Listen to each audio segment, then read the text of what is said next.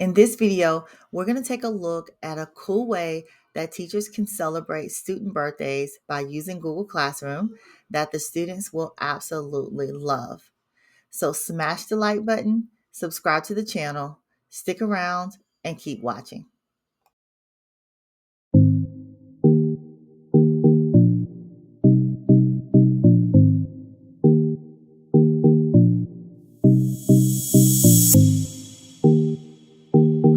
Hello everyone, and welcome back to edtech on Demand, the channel where I help teachers make the most of technology in the classroom.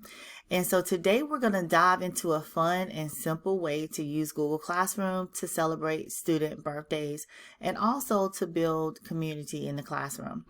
So let's make your classroom a place where students can feel special and they can feel celebrated. And to do that, I'm going to show you how I use Google Classroom in order to celebrate birthdays. So the first thing I do is, of course, create a Google Classroom, and you can call this whatever you want. This one is called Birthday Club. And of course, I do have my students to join by showing them the class code. So that's the first thing that they have to do, that everybody has to join the Birthday Club Google Classroom. In the stream, I have announcements posted just to kind of let them know some incentives, if you will, for having your birthday during the time period that they're with me. So it says, happy birthday. We hope you have an amazing day. Feel free to share a fun fact or a birthday wish in the comments on your birthday. So when it's a student's birthday, they get to read what other students have written in the comments, and then they can also share a comment as well. And I'll show you guys what that looks like, what the setup looks like. And then here it says, when it's your birthday, here's some things that you can do. You can get a birthday treat from the teacher. So I like to give the students, typically it's a bracelet that says happy birthday and maybe some candy. All right. You can also be exempt from one assignment during your birthday week only. So the students do get a chance to be exempt from an assignment, but just for that week. All right. So it can be the week before or the week after their birthday because birthdays, fall on different days, but it has to be during that week. Okay. It also says you must leave a birthday exempt message in the private comments of the assignment. So if there's an assignment that they want to be exempt from, whether they were absent and just don't want to make it up, or whether they did poorly on it, then they need to put birthday exempt in the private comments. And that's how I know they're going to be exempt for their birthday. And then third is I encourage all students to leave a positive birthday message wish in the comments, in the comment section of the student for their birthday. So this is just a place for the other students to go in and, just kind of give a shout out. Now, I used to use Flipgrid. Let me show you guys what I used to use real quick. So Flipgrid, or was formerly Flipgrid, is also called Flip, but it is a place where students can go and do these videos, right? These video shout outs to students. But as you can see, it says it's being discontinued because Microsoft is going to use it directly in Microsoft Teams for Education.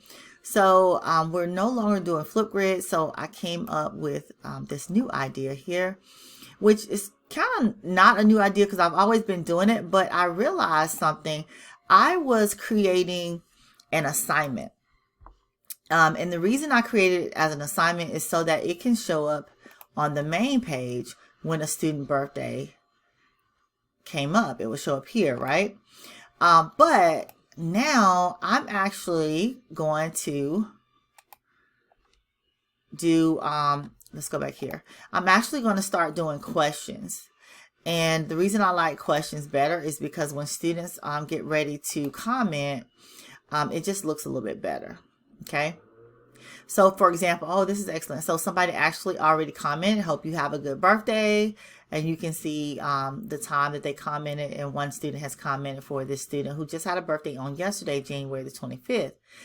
Notice that it says 25. I put the date in front of the student's name, and then the class period is more so to help me know what class period they're in. All right. So this is just something fun for the students to do. I really like it. I think the students like it as well. So if you guys want to try it out, feel free. So let me just show you real quick what I do. I usually create a topic. Okay, so I create a topic. The topic is, for example, is the month that I'm on. So this is January. And underneath January, I usually create just a real quick list of the student names, and in front of the names is the date that, you know, their birthday, right?